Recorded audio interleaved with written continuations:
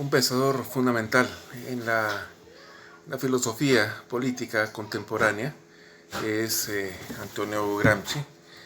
Casualmente este día, 27 de abril, se cumple el aniversario del fallecimiento de Gramsci, 6 días después de que recobrara la libertad de las cárceles fascistas.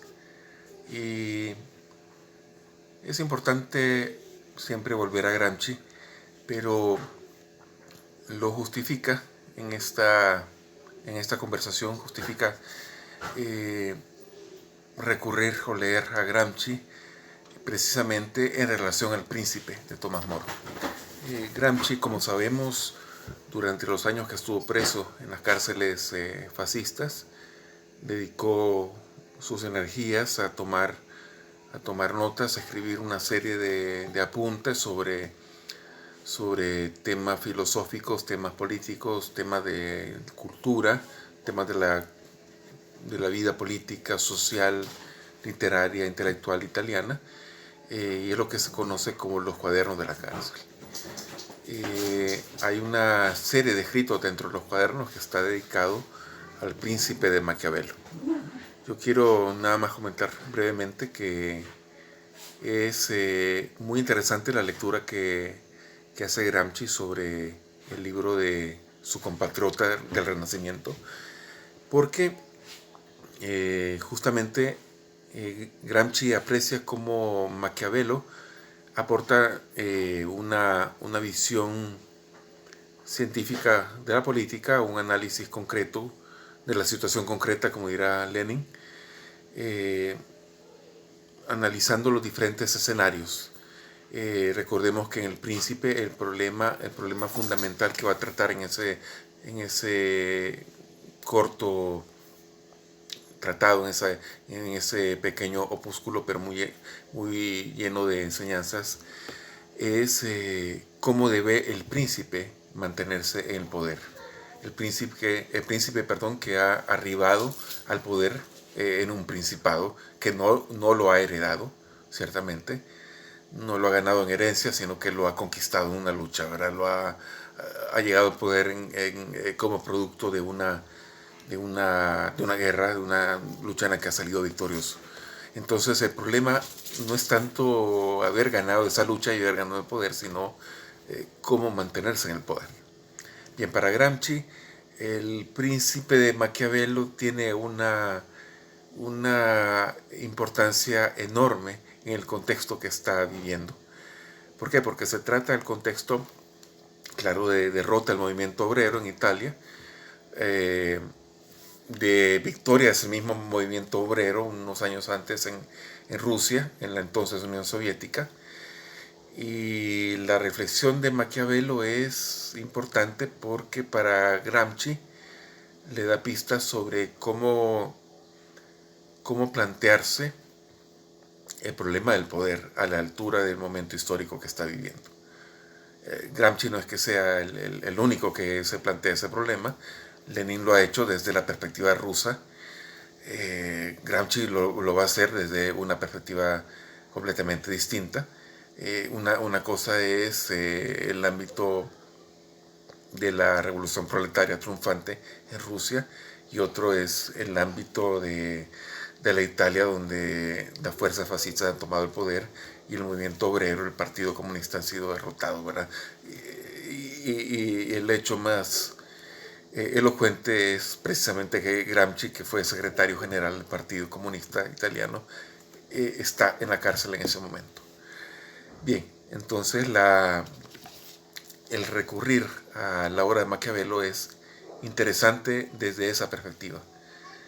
Para Gramsci, cambiando lo que haya que cambiar, el príncipe moderno no es esa figura individual a la cual se dirige Maquiavelo, sino que en el escenario político contemporáneo, en el escenario político del siglo XX, quien tiene el reto de llegar al poder y de mantenerse en el poder no es tanto la figura principesca, sino el movimiento obrero, el movimiento revolucionario, podríamos decir mejor, el movimiento revolucionario, a partir de que, bueno, a partir de su instrumento político que es el partido, ¿verdad? El Partido Comunista, el partido de vanguardia. Y por lo tanto, desde la perspectiva de Gramsci, que sabemos es muy original, se aborda temas como el hecho del poder vinculado a elementos ideológicos, el hecho del poder vinculados a lo que él llamará la hegemonía.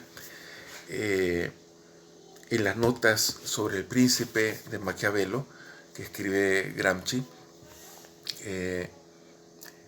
el autor va a plantear que el partido revolucionario es el nuevo príncipe. Al igual que como ocurre con el príncipe de Maquiavelo, este nuevo príncipe tiene que abrirse paso en la lucha del poder, a partir del análisis de las situaciones concretas y a partir también de cuestiones que Maquiavelo, de una forma muy visionaria para su tiempo, prevé. Por ejemplo, el uso de la violencia, claro, eso es muy evidente, ¿no? El uso de la violencia de parte de la fuerza del Estado contra los enemigos de este, pero también cuestiones que tienen que ver con elementos ideológicos, con elementos culturales. En la obra de Maquiavelo, por ejemplo, se le recomienda al príncipe altamente que conozca las tradiciones culturales de la ciudad que está en la que ejerce su poderío. Que es importante que conozca las tradiciones, las costumbres de sus súbditos, que conozca, bueno, la idiosincrasia, podemos decir, la cultura, para poder identificarse con esos súbditos. En lenguaje gramsciano esto no es otra cosa que el ámbito de la ideología, del sentido común, de la visión de mundo, de la cultura, que ciertamente tiene un papel importante dentro de la perspectiva de la lucha por el poder.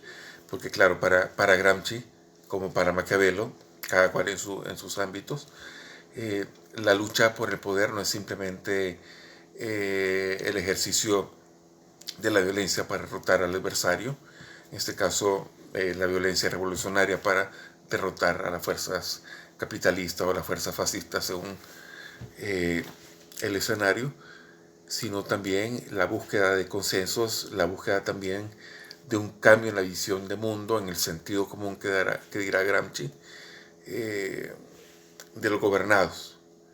La gran diferencia, la diferencia radical es que acá, para Gramsci, el príncipe no es otra cosa que el instrumento de esos súbditos, es el instrumento político de los súbditos, el instrumento político de los sectores oprimidos para ganar el poder y para mantenerse en el poder y construir un nuevo orden, ¿no? Un orden distinto como el que está aspirando a construir el príncipe de Maquiavelo. Recomiendo altamente la lectura tanto del clásico Maquiavelo como de esas notas que hace Gramsci a la obra del gran pensador florentino.